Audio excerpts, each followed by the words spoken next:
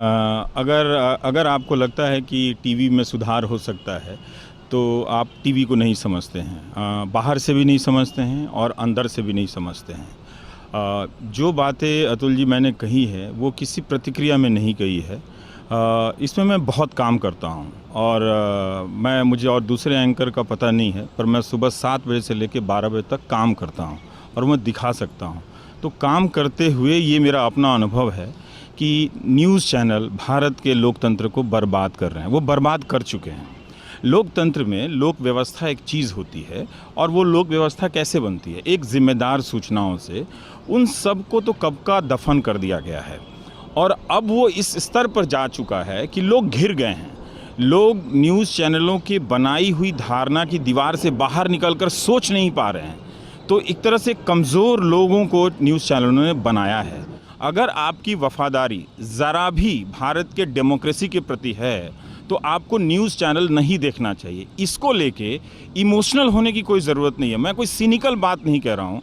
मैं सारे चैनलों को खोल खोल के बता सकता हूँ कि क्या एजेंडा, क्या प्रोपेगेंडा चल रहा है और ये जो चल रहा है बहुत ही ख़तरनाक है। इसमें कोई किसी प्रकार की सूचना नहीं है। जो सवाल हैं वो सरकार की तरफ के सवाल हैं, वो प्रधानमंत्री को सूट करने वाले सवाल हैं। विपक्ष को, लोगों के दिमाग में विपक्ष नाम की चीज़ को ध्वस्त कर दिया गया है और विपक्ष सिर्फ कांग्रेस और राजद और सपा नहीं होता है। विपक्ष वो पूरी जनता होती है जो एक सरकार चुनती है। आज देखिए तो जनता तरह तरह के सवालों को लेकर न्यूज़ चैनलों के बाहर घूम रही है। मेरे पास बैंकिंग घोटाले से लेकर तमाम तरह के घोटाले लेकर लोग मोटी मोटी फाइलें लेकर आ रहे हैं और बताते हैं कि वो हर रिपोर्टर के पास जा चुके हैं, हर चैनल के पास जा चुके हैं। मुझे यही कहना पड़ता है कि मैं अकेला हूं, मैं सक्षम नहीं हूं इन तरह के अकाउंट के घपलों को देखने के लिए कि एलईडी में क्या हो गया है, इसमें क्या हो गया है। मैं सक्षम नहीं हूं और ना ही मैं सारे घोटालों को कर सकता हूं। तो एक तरह से आपने इसे सूचना विहीन समाज में बदल दिया है। हालांकि अब भी आपको लगता है और हमको लगता है कि न्यूज़ चैनल सूचना देने का काम कर रहे हैं, ये सूचना देने का काम नहीं कर रहे हैं।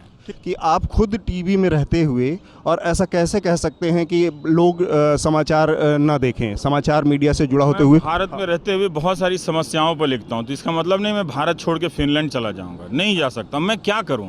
मुझे एक टीवी में काम करते हुए ही ये बात समझ में आई है कि टेलीविज़न जो है मूलतः एंटी पीपल माध्यम है। जब मैं इससे काम कर रहा था इसमें, तो मुझे लग रहा था कि टेलीविज़न प्रो पीपल माध्यम, ये लोगों को मजबूत करता है, लेकिन उसी माध्यम का अब इस्तेमाल जो हो रहा है वो लोगों को कमज़ोर करने में हो रहा है और हो रहा है। अतुल जी, 3-3 महीने आप फिल्मों पे डिबेट कर रहे हैं। उन्हीं सेना के बेहतरीन अफसरों को बुलाकर मैंने उनसे भी अपील की है कि आप ऐसे मंच पर कैसे जाते हैं और क्यों उसको जस्टिफाई कर रहे हैं जहाँ पे सांप्रदायिकता को हवाला दिया जा रहा है, जहाँ पर प्रोपेगेंडा हो रहा है। मैं तो बीजेपी के समर्थकों से भी अपील करता हूँ कि क्या नरेंद्र मोदी को पसंद करने के लिए ये ज़रूरी शर्त है कि भारत की मीडिया को ख़त्म कर दिया जाए? क्या अच्छी पत्रकारिता के साथ आप नरेंद्र मोदी को पसंद नहीं कर सकते हैं? इस न्यूज़ चैनल के जो सेटअप हैं सारे, इसमें विपक्ष के लिए जगह नहीं है। वहाँ वो सिर्फ एक शिकारी के सामने वो मार खाने के लिए जाता है, घायल होने के लिए जाता है। सारे सवाल उनके होते हैं। नरेंद्र मोदी की लोकप्रियता हर दिन की गिनी जा रही है, 12 तारीख की गिनी जा रही है, 17 तारीख की गिनी जा रही है, 14 तारीख की गिनी जा रही है और सारे सवाल जो हैं वो बीजेपी की तरफ से हो रहे हैं और सारा सेटअप है। स्क्रीन पे विपक्ष का आदमी बैठा है तो आप एक दर्शक के तौर पे सोचते हैं कि सब कुछ संतुलित है, लेकिन जो स्क्रीन पे लिखा हुआ आता है, जो उसका सबसे बड़ा हिस्सा है जिसको आप लगातार देख रहे हैं, उसमें न्यूज़ चैनल अपनी तरफ से कोई होमवर्क नहीं कर रहे हैं। वो ऐसा नहीं है कि उनको पता नहीं है, वो तो एक गूगल करने से निकल आता है।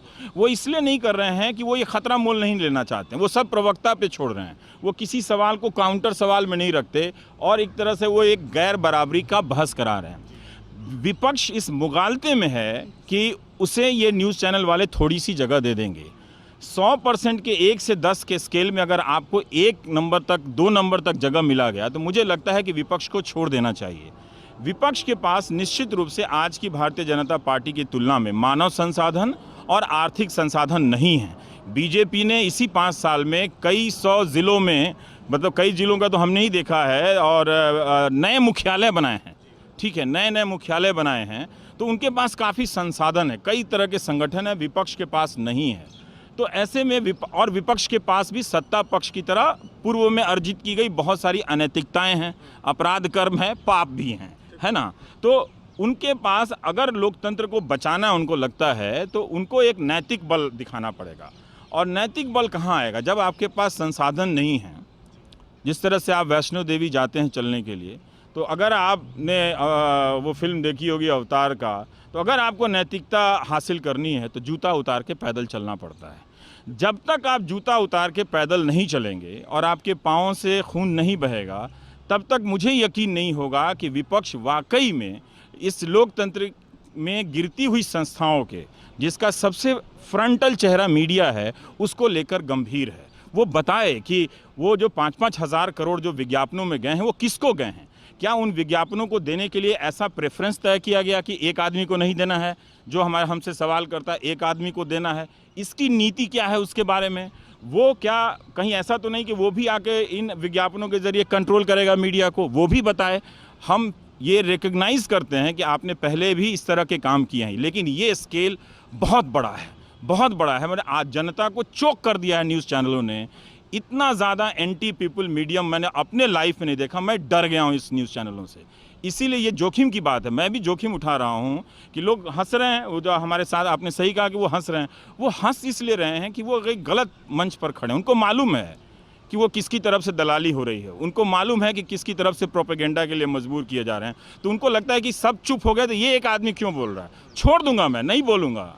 लेकिन जब तक बोल सकता हूँ तो मुझे बोलना चाहिए। मैं ये बात बिल्कुल अध्ययन के और तथ्यों के आधार पर सोच समझ के बोल रहा हूँ कि एक जिम्मेदार नागरिक को और विपक्ष के नेता को न्यूज़ चैनल में ना आना चाहिए, ना ही उसको देखना चाहिए। बल्कि अगर आप भाषण देने जा रहे हैं तो आप हर रैली में कहिए कि आपने टीवी पर क्या देखा, क्या हमारे बारे में कोई खबर देखी, हमारा बयान चला।